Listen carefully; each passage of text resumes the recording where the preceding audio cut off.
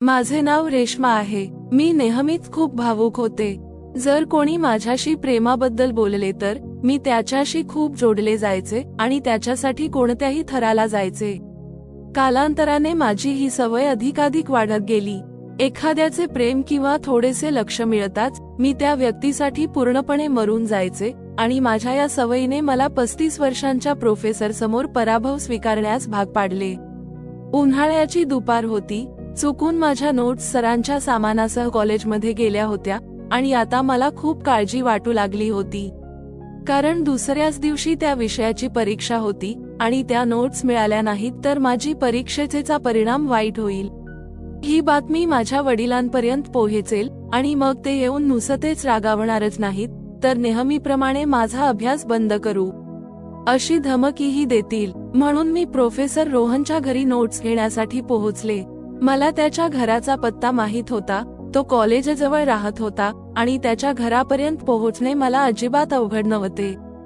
पण दारात उभं राहून मी विचार करत होते की आत कोण असेल, त्यांच्या घरात किती लोक राहत असतील, काय करत असतील। मी या विचारांत मग्न होते तेव्हा अचानक दरवाजा उघडला आणि पहारेकरीचा चेहरा मला दिसला। तो विचारू लागला, ताई, तुमचे काय काम आहे? मी प्रोफेसरला भेटायला आले असं सांगितलं। तो आत गेला आणि काही वेळाने परत आला आणि बोलू लागला, तुम्ही ड्रॉइंग रूम मध्ये बसा, सर आंघोळ करत आहेत, मग ते स्वतः तुमच्याकडे येतील। त्याने मला घरात बोलावून ड्रॉइंग रूमचा दरवाजा उघडला आणि मी घाबरून ड्रॉइंग रूम मध्ये बसले, कारण मला समजले होते की या घरात प्रोफेसर साहेबांशिवाय दुसरे कोणी नसावे, कारण दुसरे कोणाचा आवाज नव्हता किंवा मी कोणालाही पाहू शकत नव्हती। मी 5 मिनिटे ड्रॉइंग रूम मध्ये बसून राहिले। माझी नजर भिंतीवरच्या मोठमोठ्या फोटोंवर खिळली होती। काही फोटोंमध्ये प्राध्यापक ट्रॉफी हातात घेऊन होते तर काही चित्रांमध्ये त्यांनी पदक घातले होते। मी उठले, भिंतीजवळ गेले आणि त्याच्या फोटोला हात लावू लागले। माझे हृदय अचानक अनियंत्रित झाले आणि हृदयाचे ठोके अनियमित होऊ लागले। हृदयातील नवीन लहरी टाळू लागल्या। माझ्या मनाने गुपचूप प्रार्थना केली की मला माझे प्रेम मिळावे, असा काही चमत्कार व्हावा की प्रोफेसर रोहनच्या हृदयाचे तारही माझ्याशी जोडले जातील। मी त्याच्यावर किती प्रेम करते हे माझ्याशिवाय कोणालाच कळणार नाही। प्रोफेसर रोहन केवळ हुशारच नव्हता तर खूप सुंदरही होता। मी त्याला बराच वेळ पाहत होते आणि जेव्हाही मी त्याला पाहत असे तेव्हा मी पूर्णपणे भावनांमध्ये बुडून जायचे। आत्ताच त्याच्या फोटोनी मला एक विचित्र नशा चढवली होती। मग माझ्या मनात काय आलं माहित नाही की मी ड्रॉइंग रूम मधून बाहेर आले आणि घरात जाऊन घराचा साठा करू लागले। घरात कोणी नसल्यामुळे मला कोणतीही अडचण आली नाही आणि मग मी एका खोलीत पोहोचले तेव्हा अचानक रूमचा दुसरा दरवाजा उघडला, जो बाथरूमचा होता आणि रोहनची टॉवेलमध्ये गुंडाळून वॉशरूम मधून बाहेर पडत होते। माझ्याकडे बघताच तो पूर्णपणे चकित झाला। कदाचित मी त्याच्या खोलीत येईन असे त्याला वाटले नव्हते। मी रोहनजींच्या अंगावर नजर टाकली तेव्हा माझ्या घशात एक ढेकूण दिसला, कारण प्रोफेसर साहेबांनी फक्त त्यांच्या खालच्या धडावर टॉवेल बांधला होता। त्याचे संपूर्ण शरीर पाण्याच्या थेंबांनी झाकलेले होते। त्याचे केस ओले आणि विखुरलेले होते आणि तो त्याच्या मोठ्या डोळ्यांनी आश्चर्याने माझ्याकडे पाहत होता। रोहनजींना या रूपात पाहून मी पूर्णपणे थक्क झाले। या अवस्थेत तो माझ्यासमोर येईल याची मला अपेक्षा नव्हती। मी पटकन डोळ्यांवर हात ठेवला, शिवाय मी पटकन म्हणाले, सॉरी सर, ही खोली तुमची आहे हे मला माहित नव्हते। मी तर अशीच। हृदयाची धडधड चांगलीच चालू होती। मी बोटांना थोडी जागा दिली आणि बोटात खिडकी केली आणि रोहन सरांकडे बघू लागले। माझी नजर फक्त त्याच्या शरीराचा आढावा घेत होती आणि मी भेदक नजरेने त्याच्याकडे पाहत होते। मला असे घाबरलेले पाहून तो म्हणाला, ठीक आहे, काळजी करू नकोस। प्रोफेसर साहेबांच्या चेहऱ्यावर हसू उमटले आणि ते म्हणाले, रेश्मा, तू इथे कशी आलीस? काही महत्वाचे काम आहे का? असे म्हणत त्यांनी त्यांची पॅन्ट उचलली आणि प्रोफेसर साहेबांना पाहून मी सर्व विसरले। मी इथे का आले ते मला आठवत नव्हते आणि मी फक्त त्याच्याकडे पाहिलं आणि म्हणाले, सर, तुम्ही खूप देखणा आहात। ही गोष्ट माझ्या तोंडातून अचानक निसटली आणि बोलून मी पटकन दात घासले। माझे म्हणणे ऐकताच त्याच्या चेहऱ्यावरचे हसू आणखी गडद झाले आणि तो म्हणाला, अनेक मुली असे म्हणतात, तू काहीतरी नवीन बोलायला हवे। मी ठरवलं होतं की आज मी रोहनजींकडे माझं प्रेम व्यक्त करेन. आणि हा विचार करून मी 2 पावलं पुढे सरकले आणि त्यांच्या डोळ्यात पाहिलं आणि म्हणाले, तुम्ही माझ्याकडे एकदा प्रेमाने बघा, मग मी तुमच्या आयुष्य आनंदाने भरेल. मी जे बोलले ते ऐकून त्याच्या चेहऱ्यावर आश्चर्य होते. त्याने मला विचारले, रेश्मा तू इथे माझ्याशी हे बोलायला आली आहेस का? मी हळूच प्रोफेसरच्या खांद्यावर हात ठेवला. अनोळखी माणसाचे शब्द जाणवून माझ्या अंगावर शहारे आले होते. माझे स्वतःचे शरीर घामाने भिजत होते, पण त्यावेळी मला मागे हटायचे नव्हते. कारण घरात कोणीच नव्हते आणि फक्त या एकांतात मी प्रोफेसर रोहनला माझे प्रेम पटवून देण्याचा प्रयत्न करू शकले असते. मी त्याच्या जवळ गेले. त्याच्या उपस्थितीचा श्वास सोडत मी प्रोफेसर रोहनला म्हणाले, तू मला तुझा म्हणून का स्वीकारत नाहीस? तुझ्या थोड्या प्रेमासाठी आणि लक्षासाठी मी स्वतःला तुझ्यावर फेकून देईन. मी त्याचा हात माझ्या छातीवर ठेवला आणि माझ्या हृदयाचे ठोके त्याला जाणवले आणि मी त्यांना म्हणाले, तुम्हालाही या ठोक्यांची सत्यता जाणवली पाहिजे. माझे हृदय फक्त तुमच्यासाठीच धडधडते. माझ्या बोल्ड प्रेमाने रोहनजी थक्क झाले. त्याने स्वतःला माझ्यापासून दूर केले. तो म्हणाला, रेश्मा तू शुद्धीत तर आहेस. तू काय करत आहेस? माझ्यापासून दूर राहा. आपल्या मर्यादेत बोल. पण आता मी रोहनजींच्या प्रेमाच्या नशेत होते आणि मी मागे हटू शकले नाही. मी जरा जवळ आले आणि कदाचित माझ्या उपस्थितीमुळे रोहनजींच्या हृदयाचे ठोकेही वाढले, कारण मला त्यांच्या हृदयाचे ठोके माझ्या कानापर्यंत ऐकू येत होते. पण या कमकुवत क्षणांमध्ये वाहून जाणारा तो दुर्बल माणूस नव्हता. त्याने मला जोरात हकलले, पण मी बेडवर पडण्यापूर्वीच मी रोहन सरचा हात धरला आणि त्यांना माझ्याकडे ओढले. रोहन सर माझ्या अंगावर पडले होते आणि त्यांनी माझा हात माझ्या कंबरेजवळ नेला आणि मला स्वतःच्या जवळ घेऊन त्यांनी श्वास माझ्या चेहऱ्यावर सोडला आणि मग माझ्या डोळ्यात बघत ते विचारू लागले, रेश्मा सांग, तू काय करू शकतेस माझ्यासाठी? तुझे माझ्यावर किती प्रेम आहे हे मलाही माहीत असू दे. फक्त एकदा मला स्वीकारा. मी तुझ्यासाठी स्वतःचा त्याग करीन आणि त्याच वेळी मी तुमची होईन. प्रोफेसर रोहनही तरुण होता. त्यालाही आपल्या भावनांवर ताबा ठेवता आला नाही. माझ्या सहवासामुळे त्याच्या श्वासाचे वादळ वाढले होते. तो खूप खोल श्वास घेत होता आणि मग त्याच्या संयमाची परिसीमा संपली. तेव्हा तो मला तिथेच बेडवर सोडून उभा राहिला. कदाचित तो स्वतःवर नियंत्रण ठेवण्याचा प्रयत्न करत होता. मी लहान वयात होते. मी खूप भावनिक होते, पण तो एक बुद्धिमान व्यक्ती होता. कमकुवतपणाचे हे क्षण आपले आयुष्य उद्ध्वस्त करू शकतात हे त्याला माहीत होते आणि कदाचित म्हणूनच त्याने स्वतःवर नियंत्रण ठेवले होते. मी पलंगावरून उठून रोहन सरांना मागून कंबरेला धरले, पण पुढच्याच क्षणी रोहन सरांनी माझ्यासोबत जे केले ते पाहून मला धक्काच बसला. कारण एका मोठ्या शहरातील मोठ्या विद्यापीठाच्या मेरिट लिस्ट मध्ये माझे नाव आल्याचे कळल्यावर मला आनंदच झाला. एवढा मोठा पराक्रम मी करू शकेन यावर माझा विश्वासच बसत नव्हता. कारण गुणवत्तेत माझे नाव आल्याशिवाय मला प्रवेश मिळणार नव्हता. माझ्या वडिलांनी आधीच सांगितले होते की तुझे नाव गुणवत्तेत आले तरच मी तुला मोठ्या शहरात शिकायला पाठवीन, नाहीतर इथल्या कुठल्या तरी कॉलेजमधलं शिक्षण संपवून लग्नाचा विचार कर. गुणवत्तेवर नाव येताच आणि मला ही बातमी कळताच मी मोठ्या आवाजात भांगडा करत नाचू लागले. माझी आई स्वयंपाकघरातून बाहेर आली आणि मला नाचताना पाहून ती रागाने म्हणाली, तुझी आई स्वतः तर मेली, पण तुला माझ्या डोक्यावर टाकून गेली. तुला अशी कसली बातमी मिळाली की तुझं नाच गाणं संपत नाहीये, घरची शांतता भंग करून ठेवली आहे. माझ्या सावत्र आईच्या चेहऱ्यावरचे भाव पाहून मला आनंद वाटू लागला. कारण जेव्हा मी आनंदी असायचे तेव्हा माझ्या सावत्र आई जेल्स व्हायची. मी नेहमी तिच्या बुटाखाली राहावे आणि तिच्या प्रत्येक ऑर्डरला होकार द्यावा अशी तिची इच्छा होती.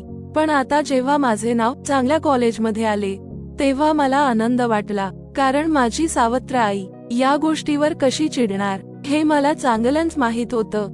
आणि नेमकं तेच झालं. भांगडा गाताना मी आईभोवती प्रदक्षिणा घातली आणि मग तिला सांगितले की मला IIT मध्ये प्रवेश मिळाला आहे आणि तोही मेरिटवर. आता मला अभ्यास करण्यापासून कोणीही रोखू शकत नाही. हे ऐकून माझ्या सावत्र आईचा चेहराच बदलून गेला आणि ती रागाने कुडकुडत स्वयंपाकघरात गेली. आता ती वडिलांचे पैसे उधळण्यासाठी शहरात जाईल आणि इथे आमच्या गरजा चुलशामध्ये टाकल्या जातील. आईना नेहमी वाटायचे की माझ्या शिक्षणावर खर्च झालेल्या पैशामुळे तिचे आणि तिच्या मुलांचे भविष्य धोक्यात आले आहे. तर तसं काही नव्हतं. माझे वडील माझ्यावर फक्त माझ्या हक्काचे पैसे खर्च करायचे. त्यांनी आपले सर्व पैसे पत्नी आणि मुलांवर खर्च केले. पण माझी सावत्र आई अजूनही माझ्यावर खूप रागावलेली का असते हे मला कळत नव्हते. लहानपणापासून आईच्या प्रेमासाठी आसुसलेल्या मला फक्त द्वेषाचे काटे आले. म्हणूनच मी माझ्या घराविरुद्ध आणि माझ्या सावत्र आई आणि भावंडांच्या विरोधात बंड केले होते. घराबाहेर जिकडे प्रेम किंवा आपुलकी मिळाली मी तिकडे वेडीवाकडी पळू लागत होते. आणि आता ही बातमी मिळताच मी चटकन घराबाहेर पडले आणि शेजारच्या माझ्या मैत्रीण शिलाकडे धाव घेतली. तिचे आणि तिच्या आईचे माझ्यावर खूप प्रेम होते. जेव्हा मी तिला माझ्या यशाबद्दल सांगितले तेव्हा शिलाच्या आईने मला मिठी मारली आणि खूप आशीर्वाद दिले. ती म्हणू लागली, माझ्या पोरी रेश्मा, तू खूप प्रगती करशील. जेव्हाही शिलाची आई मला अशी मिठी मारायची तेव्हा मला ती माझी आईच आहे असे वाटायचे. आताही मी माझ्या सावत्र आईऐवजी शिलाच्या आईची प्रार्थना ऐकली होती. आणि मग संध्याकाळी जेव्हा माझे वडील घरी परतले तेव्हा मी त्यांना ही बातमी सांगितली आणि त्यांना खूप आनंद झाला. आणि मग त्यांनी मला फक्त मोठ्या शहरातील हॉस्टेलमध्ये प्रवेशच मिळवून दिला नाही, तर माझ्या कॉलेजमधील संपूर्ण प्रवेश प्रक्रियेदरम्यान ते स्वतः माझ्यासोबत राहिले. मात्र जाण्यापूर्वी त्यांनी मला सक्त ताकीद दिली होती की माझा निकाल किंवा चाचण्या कधीच चांगल्या न आल्यास ते येऊन मला परत घेऊन जातील. आणि ही धमकी माझ्यावर फार प्रभावी ठरली कारण मला घरी जायचे नव्हते. आता मला माझे आयुष्य माझ्या सावत्र आईसोबत घालवायचे नव्हते. या कॉलेजमधून शिक्षण पूर्ण करून माझ्या आवडीनुसार लग्न करेन असं मला वाटलं होतं. पण माझ्या आयुष्यात दुसरा कोणी नसून माझा प्रोफेसर रोहन येणार हे मला माहीत नव्हते. माझ्या वडिलांनी मला वसतिगृहात सोडले होते. नवीन कॉलेजची गोष्ट होती. मला खूप आनंद झाला. मी वाऱ्यावर उडत होते की आता शाळा सोडून कॉलेज गाठले होते आणि मग शहरही बदलले होते. इथे मोकळा श्वास घेता येत होता. म्हणूनच सकाळी उठल्याबरोबर पहिल्या दिवसाची तयारी करून मग मी माझे कॉलेज गाठले आणि मी ज्या पहिल्या वर्गात गेले ते प्रोफेसर रोहनचे होते. त्यांना पाहताच माझ्या हृदयाचा ठोका चुकला. तो सुमारे 35 वर्षांचा तरुण होता जो खूप प्रेमळ होता आणि त्याची शिकवण्याची पद्धत देखील खूप चांगली होती. पण माझ्या अभ्यासापेक्षा माझं लक्ष प्रोफेसर साहेबांच्या सुंदर व्यक्तिमत्वाकडे होतं, जो पूर्ण फिरती आग होता. माझ्यासोबत इतर मुलीही त्याच्याकडे पुन्हा पुन्हा पाहत होत्या, पण मला त्याच्यावरून नजर हटवता येत नव्हती. त्याचा पूर्ण पिरियड केव्हा संपला आणि मग मी पूर्ण बेचैन झाले हे मला कळलेच नाही, कारण त्याच्या नंतर शिकवायला आलेले शिक्षक मला त्यांच्यात अजिबात रुची नव्हती. प्रोफेसर रोहनने माझे मन, माझी शांती, माझी शांतता त्याच्यासोबत घेतली होती. आता एक दिवस कसा घालवायचा हेच समजत नव्हते. मी सतत त्याचाच विचार करत राहिले आणि नंतर दुसऱ्या दिवशी कॉलेजला गेल्यावर त्याच्या लेक्चरच्या वेळी मी त्याच्याकडे बघत राहिले आणि हसत राहिले. त्यानेही माझ्याकडे 1-2दा पाहिलं, पण काहीच प्रतिसाद मिळाला नाही. आणि मग मला फ्री पिरियड मिळाल्यावर मी प्रोफेसरकडे निमित्त काढले. त्यांनी शिकवलेला तोच विषय मी जबरदस्तीने काढून घेतला आणि त्यावर प्रश्नोत्तरे विचारू लागले. प्रोफेसर रोहनच्या सहवासात आणखी काही वेळ घालवण्याचा माझा उद्देश होता आणि कदाचित त्यालाही हे समजले असेल. म्हणूनच त्याने समोर खुर्ची ठेवली आणि मला त्याच्या समोर बसवले.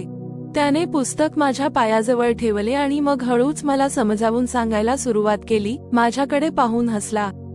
प्रोफेसर साहेबांसमोर बसून माझ्या आनंदाला पारावार उरला नाही आणि मग मी हे प्रकरण गृहीत धरले.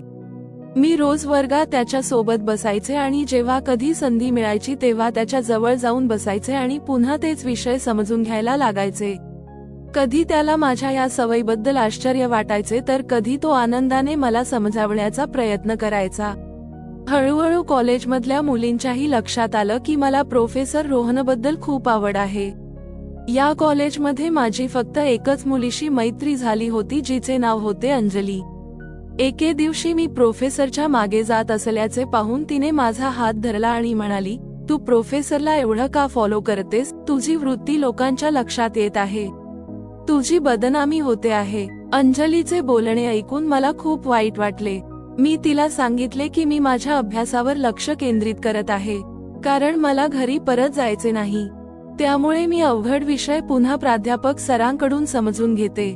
माझ्या बोलण्यावर अंजली हसली आणि म्हणाली की संपूर्ण कॉलेजमध्ये तू एकमेव मुलगी आहेस जिला विषय समजत नाही, किंवा कदाचित फक्त प्रोफेसर रोहनच वाईट शिकवतात, जे तुला त्यांच्याकडून पुन्हा पुन्हा समजून घ्यावे लागेल.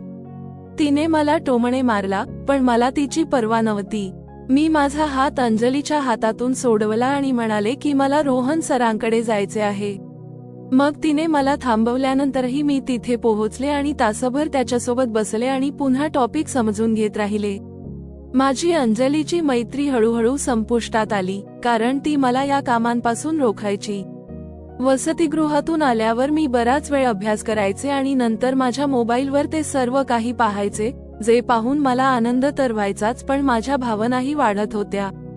मी सोशल मीडियावर प्रणय, प्रेम आणि आपुलकीचे व्हिडिओ सतत पाहायचे आणि त्यामुळे माझ्या आत एक विचित्र अस्वस्थता निर्माण झाली होती. प्रोफेसर रोहनने माझ्याकडे लक्ष द्यावे, माझ्याशी प्रेमाने बोलावे आणि मला स्वीकारावे अशी माझी इच्छा होती, पण तो असे काही बोलला नव्हता. तो माझी काळजी घेत असे, पण मला हवे तसे प्रेम त्याने दाखवले नाही.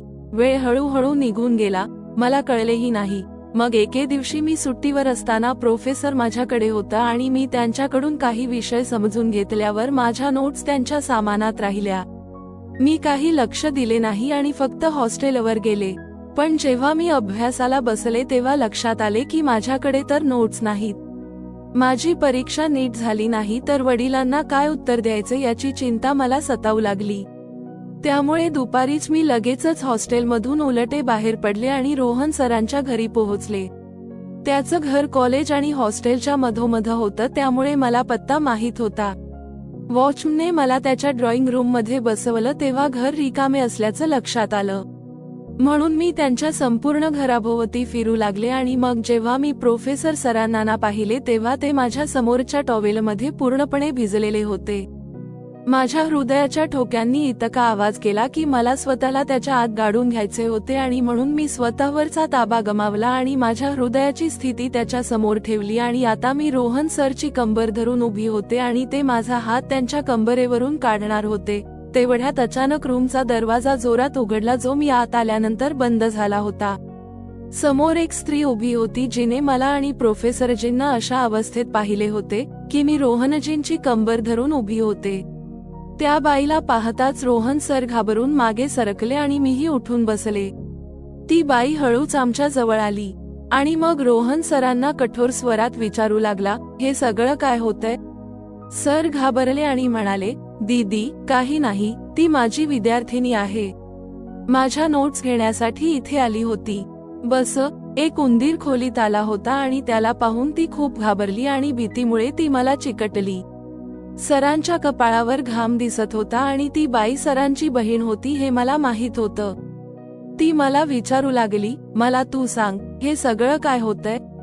मी माझं डोकं टेकवून हळूच माझ्या प्रेमाची कबुली दिली आणि सांगितलं की मी प्रोफेसरजींना माझं सर्वस्व द्यायला तयार होते आणि म्हणूनच मी त्यांच्या जवळ आले होते.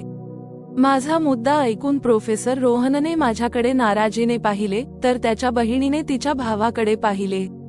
माझे ऐकून रोहन सरांची बहीण त्याला म्हणाली, रोहन, मी तुला किती वेळा लग्न करायला सांगितले आहे? तुझे वय झाले आहेस, पण तुला फक्त कॉलेजच्या मुलींसोबत मजा कशी करायची हे माहीत आहे. मला चांगले माहीत आहे की तू काय करतोस. आता ही मुलगी तुझ्या प्रेमात इथपर्यंत आली आहे आणि तू तिच्याशी खेळणार होतास. जर मी हस्तक्षेप केला नसता तर कदाचित तिने स्वतःला तुझ्यात गुंतवून घेतले असते. तू लग्न करायचं ठरवलं तर बरे, आणि तुला रेश्मा खरंच आवडत असेल तर मी वैयक्तिकरित्या तुम्हा दोघांचं लग्न करेन. पण या चुकीच्या मार्गाने संबंध निर्माण करू नका. असे प्राध्यापक आणि विद्यार्थी यांच्यातील नाते हे समाजातील दुष्टपणाशिवाय दुसरे काही नाही. रोहनची बहीण स्वतः प्रोफेसर होती. ती दुसऱ्या कॉलेजमध्ये शिकवायची. ती माझ्यासमोर तिच्या भावाला म्हणाली, या मुलीच्या बाजूने निर्णय घे. एकतर तिच्याशी लग्न कर, नाहीतर तिला इथून निघायला सांग, जेणेकरून तिची इज्जत डागाळू नये. ती सुद्धा कोणाची तरी मुलगी आहे आणि मी तुझ्या चुकीच्या कृतीने या मुलीचे आयुष्य उद्ध्वस्त होऊ शकते याची मला खूप लाज वाटली, कारण या प्रकरणात जी काही चूक झाली ती माझीच होती, प्राध्यापक रोहन सरची नव्हती. कारण मीच पुढाकार घेऊन रोहनच्या दिशेने पाऊल टाकले होते. खरे तर त्याला मला थांबवायचे होते, पण मीच त्याच्या भावना भडकवत होते. पण असे असूनही तो त्याच्या बहिणीची खरडपट्टी ऐकत राहिला आणि त्याच्या बचावात तो शब्दही म्हणाला नाही. माझ्या सन्मानावर परिणाम होऊ दिला नाही. ही चूक माझी नसून रेश्माची आहे आणि मला रोहनचे हे विधान अधिक आवडले. आता मी त्याच्यावर पूर्वीपेक्षा जास्त प्रेम करू लागले. ज्यांना महिलांचा आदर कसा करावा हे माहीत आहे. बहिणीचे म्हणणे ऐकून रोहनने माझ्याकडे पाहिले आणि मग म्हणाला, मी रेश्माशी लग्न करण्यास तयार आहे. हे ऐकून माझ्या आनंदाला पारावार राहिला नाही. रोहन सरांनी त्यांच्या बहिणीसमोर माझ्याशी लग्न करण्याविषयी बोलले होते. अशी कोणती प्रार्थना मान्य झाली ते मला माहीत नाही. तेव्हा त्याची बहीण मला म्हणाली, मी हे नाते तुझ्या घरच्यांपर्यंत नेण्यास तयार आहे, पण तू पुन्हा असे कृत्य करू नकोस. दुसऱ्या पुरुषाच्या प्रेमात तुझी इज्जत खराब करण्याचा विचार सुद्धा करू नकोस. कारण स्त्रीचा आदर ही एक नाजूक गोष्ट आहे, जी एकदा गमावली की पुन्हा मिळत नाही. मला खरी आई नव्हती आणि मला मोठी बहीण नव्हती. मला एक सावत्र आई होती जिने मला कधीही चांगले किंवा वाईट सांगितले नाही, परंतु नेहमी माझ्या विरोधात होती. कदाचित त्यामुळेच माझेही भावनांवरचे नियंत्रण सुटले. जेव्हा सरांच्या बहिणीने माझ्या डोक्यावर हात ठेवून मला ती माझ्यासाठी मोठ्या बहिणीसारखी असल्याची जाणीव करून दिली, तेव्हा मलाही माझी चूक कळली. मी शांतपणे माझ्या नोट्स घेऊन हॉस्टेलवर पोहोचले. 2-4 दिवसांनी रोहन सर माझ्या शहरात आले होते आणि त्यांच्या बहिणीने माझे नाते घरी नेले होते. माझे वडील खूप खुश होते.